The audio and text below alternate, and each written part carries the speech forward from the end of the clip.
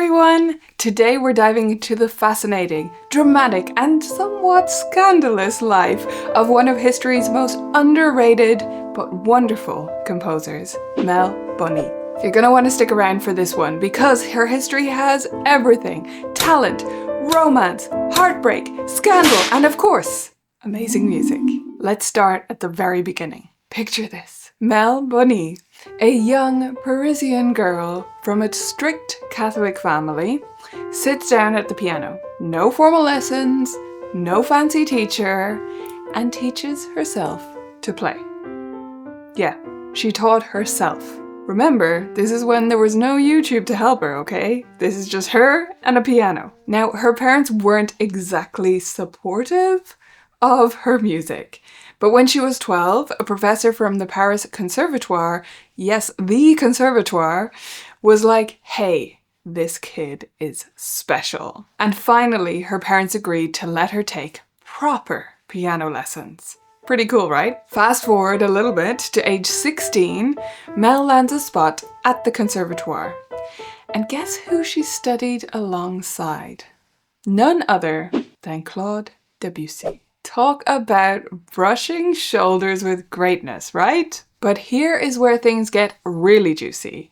While she was there, Mel fell head over heels for a fellow student, Amédée Hettich, a poet and a singer. Unfortunately, her parents were not fans of this romance, just like her music. Nope, not at all, and they used it as an excuse to pull her out of the conservatoire.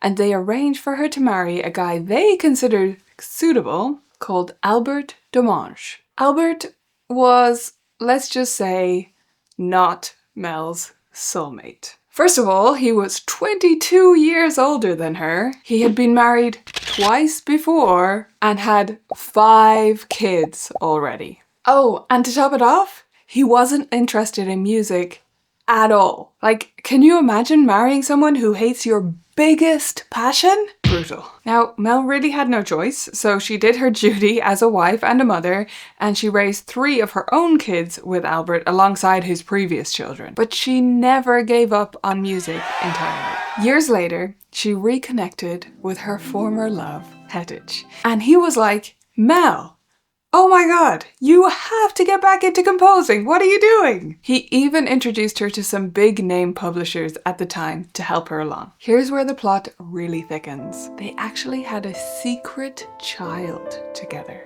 Madeline. Yep. Scandalous, right? I told you it would be. It gets even more scandalous and even more like a soap opera.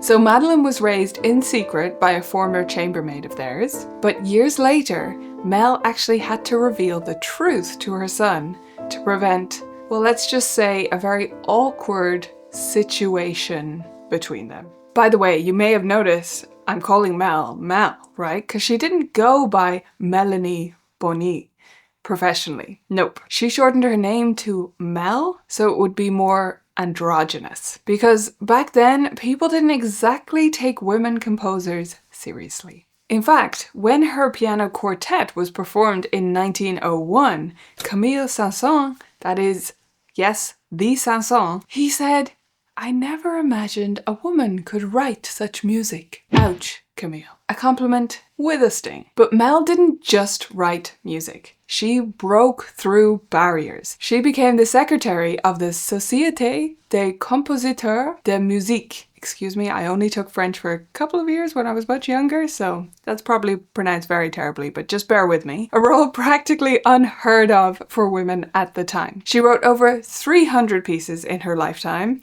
songs, chamber music, piano works, but sadly, after World War I, her music fell into obscurity. In her later years, Mel battled terrible arthritis and was eventually confined to her bed. But she kept composing as long as she could. That's dedication. Mel Bonis passed away in 1937 at the age of 79. And in a bittersweet twist, Hettich, her former love and lifelong supporter, died just 1 month later. After her death, Mel's children compiled her notes and reflections into a memoir called Souvenirs et Réflexions. It was published in 1974 and gives us an incredible glimpse into her life, her struggles, and her genius. Mel Bonis was a trailblazer, a brilliant composer, and a woman who never let life's challenges extinguish her passion for music. Her story deserves to be told, and her music deserves to be heard. So here's my challenge for you. Go listen to some of her work today. Let's give Mel Bonis the recognition she's always deserved. Thanks for watching, and I'll see you next time.